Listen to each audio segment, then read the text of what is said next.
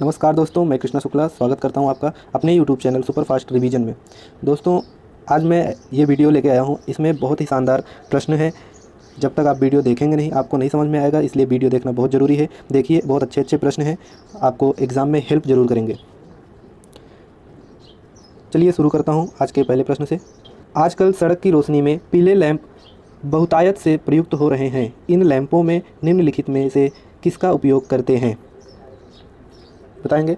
जो आजकल सड़क के किनारे देखें, रोशनी के लिए पीले लैंप यूज किए जाते हैं। पूछ रहा है उसमें कौन सी गैस यूज की जाती है, उसमें क्या यूज किया जाता है? ऑप्शन नंबर 1 सही हो जाएगा। सोडियम का उपयोग किया जाता है। सोडियम का उपयोग किया जाता है लैंप के लिए।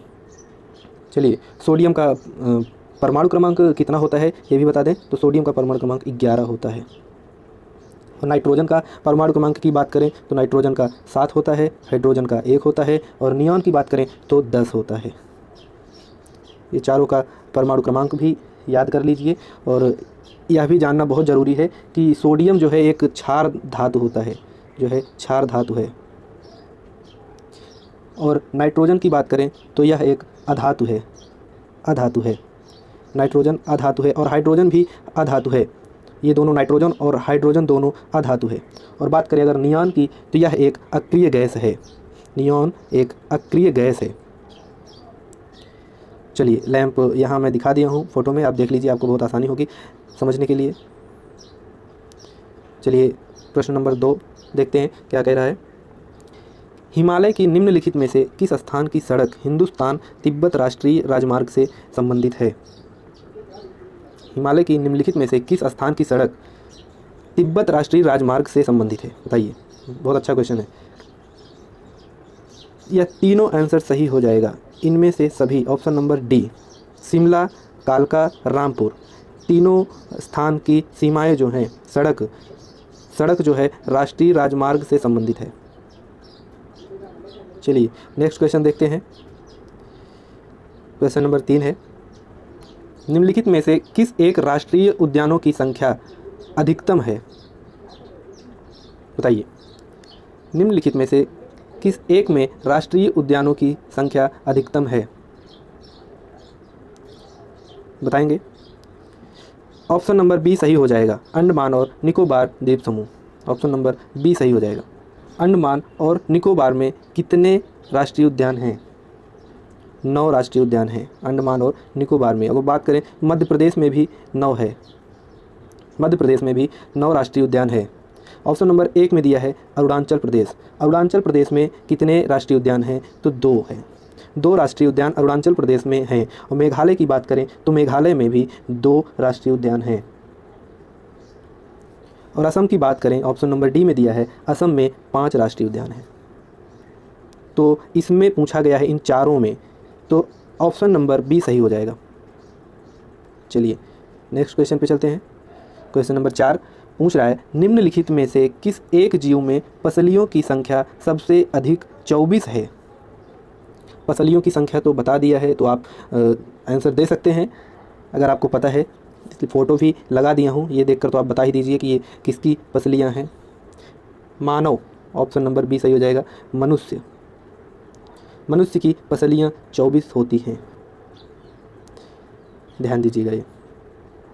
चलिए, नेक्स्ट क्वेश्चन देखते हैं। क्वेश्चन नंबर 5, लाल क्रांति किससे संबंधित है? यह पूछा गया प्रश्न है रेलवे में पूछा गया प्रश्न है।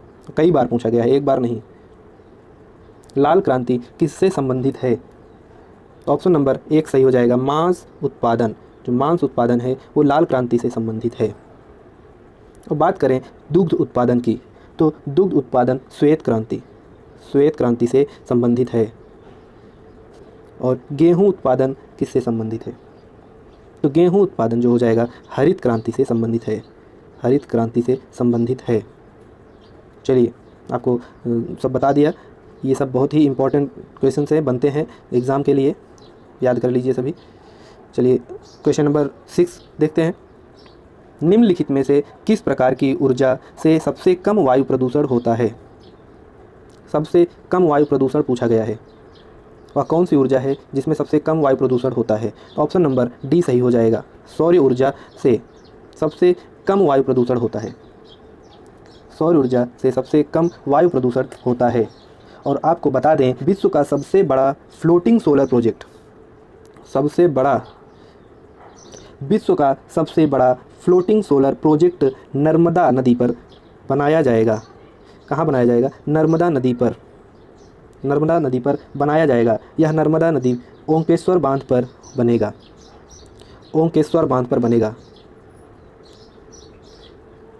और यह कहाँ पर स्थित है ये भी बता दीजिए। तो यह खांडवा मध्य प्रदेश में है। चलिए, ऑप्शन नंबर डी सही हो जाएगा। चलिए नेक्स्ट क्वेश्चन पे देखते हैं। निम्नलिखित में से किस ज्वार की ऊंचाई सबसे कम होती है? निम्न ज्वार की ऊंचाई। और ये ज्वार क्या है? ज्वार क्या होता है? तो बता दें आपको, चंद्रमा और सूर्य के गुरुत्वाकर्षण द्वारा पृथ्वी पर जो सागर होते हैं उनके जल में तरंगे उत्पन्न हो जाती हैं। और इन तरंगों के कारण जो जल होता है वो ऊपर की ओर उठता है। जब ये ऊपर की ओर उठकर चलता है तो इसे ज्वार कहा जाता है। और जब ये नीचे की ओर जाता है तो इसे भाटा कहा जाता है। ज्वार भाटा ऐसे ही आता है। चलिए नेक्स्ट क्वेश्चन देखते हैं। प्रश्न नंबर 8 है, बढ़ते हुए पौधों को निम्नलिखित में से किस तत्व की सबसे अधिक मात्रा में आवश्यकता होती है? जी बताएंगे। प्रश्न नंबर 8, बढ़ते हुए पौधों को निम्नलिखित में से किस तत्व की सबसे अधिक मात्रा में आवश्यकता होती है? अच्छा क्वेश्चन है, साइंस का क्वेश्चन है, वो पूछा गया है कई बार। तो नाइट्रोजन हो जाएगा। ऑप्शन नंबर सी सही हो जाएगा, नाइट्रोजन। चलिए नेक्स्ट क्वेश्चन देखते हैं। प्रश्न नंबर 9, धूप चश्मा, जो धूप का चश्मा होता है उसमें लेंस के लिए, धूप के चश्मे के लेंस के लिए किस कांच का प्रयोग होता है? धूप का चश्मा होता है, उसके लेंस बनाने के लिए कौन सा कांच प्रयोग में लाया जाता है? ऑप्शन नंबर 1 सही हो जाएगा, क्रुक्स कांच। क्रुक्स कांच का प्रयोग धूप चश्मा के लेंस के लिए किया जाता है। चलिए, और ये भी बता दूं आपको तीनों, ये क्या है? क्राउन कांच। ये क्राउन कांच क्या होता है? जो क्राउन कांच का उपयोग है वह लेंस बनाने में ही काम आता है, लेकिन वह अन्य जो चश्मे होते हैं, ये धूप का चश्मा पूछा गया तो क्रुक्स हो गया। जो अन्य चश्मे होते हैं उनका लेंस जो बनाया जाता है उसमें क्राउन कांच का उपयोग किया जाता है। और अगर आपको बता दूं मृदु कांच क्या होता है, ये मृदु और सोडा कांच ये दोनों एक ही हैं। कलर चेंज कर लेता हूँ, ये दोनों एक ही कांच हैं।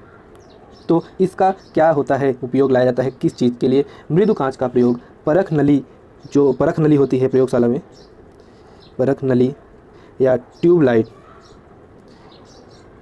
परख नली, ट्यूब बॉटल होता है, ये सब बनाने में प्रयोग किया जाता है। चलिए नेक्स्ट क्वेश्चन देखते हैं। प्रश्न नंबर 10 है, निम्नलिखित में से भारत के किस राज्य की सीमा म्यांमार से नहीं लगती? वह कौन सा राज्य है जिसकी सीमा म्यांमार से नहीं लगती है, म्यांमार से टच नहीं होती है? तो बताएंगे कौन सा आंसर हो जाएगा। ऑप्शन नंबर सी सही हो जाएगा, असम। असम जो है, असम राज्य की जो सीमा है वह म्यांमार से नहीं लगती। मणिपुर की भी लगती है, नागालैंड की भी लगती है, अरुणाचल प्रदेश की भी सीमा जो है म्यांमार से लगती है। चलिए आगे देखते हैं। प्रश्न नंबर 11, देश के 5 राज्यों में मध्य प्रदेश की सीमा मिलती है। बताइए निम्न में से किस राज्य की सीमा मध्य प्रदेश को नहीं छूती? बताइए किस राज्य की सीमा मध्य प्रदेश को नहीं छूती है, यही पूछा गया है। ऑप्शन नंबर सी सही हो जाएगा, पश्चिम बंगाल। पश्चिम बंगाल की जो सीमा है वह मध्य प्रदेश को नहीं छूती है। अगर प्रश्न आपको अच्छे लग रहे हैं तो वीडियो को लाइक कीजिए और शेयर ज़रूर कीजिए, और कमेंट में ये भी बताइएगा कि प्रश्न कैसे हैं, और अगर और अच्छे प्रश्न चाहिए तो ज़रूर कमेंट कीजिएगा। चलिए प्रश्न नंबर 12 देखते हैं क्या कह रहा है। खैरा रोग का संबंध किससे है? खैरा रोग का संबंध कौन सी फसल से है? धान से है, गेहूं से है, कि कपास से है या गन्ने से है? बताइए। ऑप्शन नंबर 1 सही हो जाएगा, धान से खैरा रोग संबंध है। खैरा रोग का संबंध धान से है। और अगर बात करें गेहूँ, तो गेहूँ में कौन सा रोग होता है? गेहूँ में रंट रोग हो जाता है। रंट या गेरुआ रोग भी कहा जाता है। और बात करें कपास की, कपास में कौन सा रोग होता है? तो कपास में जीवाणु झुलसा रोग हो जाता है। जीवाणु झुलसा रोग हो जाता है। और गन्ने में कौन सा रोग होता है? तो गन्ने में यह बहुत प्रचलित है, सबको पता है कि रेड रॉट नामक रोग हो जाता है गन्ने में। चलिए, आपका जो आंसर हो जाएगा धान सही हो जाएगा। अगले प्रश्न की ओर चलते हैं। प्रश्न नंबर 13 है, सबसे बड़ा फूल पूछा गया है, सबसे बड़ा फूल कौन सा है? ऑप्शन नंबर 1 सही हो जाएगा, रिफ्लेसिया। रिफ्लेसिया जो है सबसे बड़ा फूल है। ये देखो, चित्र भी बना दिया हूँ आपके लिए, देख लीजिए, ये है रिफ्लेसिया, विश्व का सबसे बड़ा फूल है ये।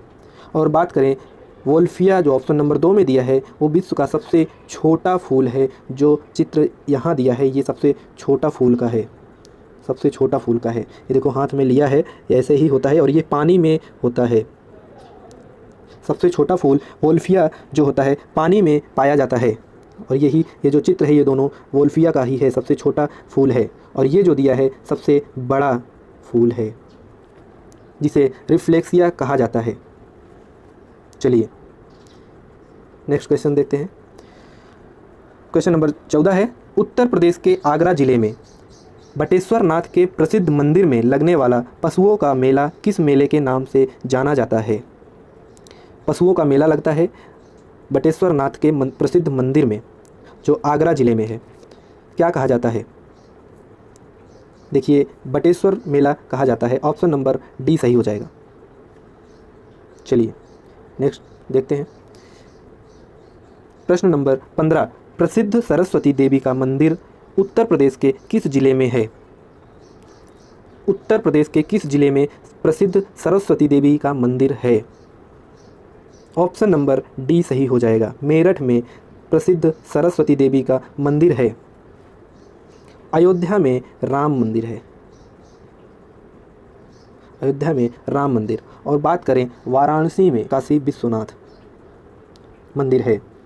और अलीगढ़ की बात करें तो अलीगढ़ में कौन सी मंदिर है?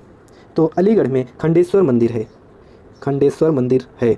और अलीगढ़ में एक विशाल बहुत बड़ा जो है जामा मस्जिद भी है, जामा मस्जिद भी है एक अलीगढ़ में, पूछा जाता है ये भी। अपना आंसर जो हो जाएगा ऑप्शन नंबर डी, मेरठ सही हो जाएगा। मेरठ जो सरस्वती मंदिर है प्रसिद्ध उत्तर प्रदेश में, वो मेरठ में है। चलिए अगला क्वेश्चन देखते हैं। क्वेश्चन नंबर 16 है, तंबाकू के उत्पादन में भारत का विश्व में कौन सा स्थान है? तंबाकू के उत्पादन में भारत का कौन सा स्थान है विश्व में? तो ये दूसरा स्थान है, दूसरा स्थान भारत का ही है। भारत दूसरे स्थान पर आता है। चीन और भारत जो है, चीन और भारत दोनों 50% से भी अधिक उत्पादन करते हैं पूरे विश्व का। पूरे विश्व के कुल 50% से भी ज़्यादा उत्पादन सिर्फ ये चीन और भारत करते हैं। और बात करें 5वें नंबर पे इंडोनेशिया आता है। इंडोनेशिया यह 5वें नंबर पे आता है, भारत आता है दूसरे नंबर पे। चलिए आंसर नंबर 1 सही हो जाएगा। चलिए नेक्स्ट क्वेश्चन देखते हैं। क्वेश्चन नंबर 17 क्या कह रहा है? स्वतंत्र भारत की पहली जनगणना कब हुई थी? स्वतंत्र भारत की पहली जनगणना पूछ रहा है, कब हुई थी? ऑप्शन नंबर 1 सही हो जाएगा। 1951 में स्वतंत्र भारत की पहली जनगणना हुई थी। चलिए अगला क्वेश्चन देखते हैं। क्वेश्चन नंबर 18 है, सिंधु घाटी सभ्यता के लोग किस देवी की पूजा करते थे? सिंधु घाटी सभ्यता के जो लोग थे वो किस देवी की पूजा करते थे, यही पूछा गया है। ऑप्शन 4 दिया हुआ है, बताइए। ऑप्शन नंबर 1 सही हो जाएगा, मातृ देवी की पूजा करते थे, मातृ देवी की पूजा करते थे। चलिए नेक्स्ट क्वेश्चन देखते हैं। कौन सी पर्वत श्रृंखला एशिया को यूरोप से अलग करती है? कौन सी पर्वत श्रृंखला है जो एशिया को यूरोप से अलग करती है? एशिया को यूरोप से अलग करती है, बताइए कौन सी पर्वत श्रृंखला है? ऑप्शन नंबर 3 सही हो जाएगा। यूराल पर्वत श्रृंखला जो है वो एशिया को यूरोप से डिवाइड करती है, अलग करती है। चलिए आगे चलते हैं नेक्स्ट क्वेश्चन पे। वर्ष 1975 में 1975 में आपात स्थिति में भारत के राष्ट्रपति कौन थे?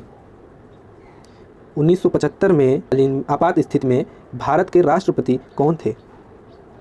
1975 में आपातकाल की घोषणा हुई थी, तब राष्ट्रपति कौन थे? ऑप्शन नंबर 1 सही हो जाएगा। फ़खरुद्दीन अली अहमद। फ़खरुद्दीन अली अहमद सही हो जाएगा। Option number 1।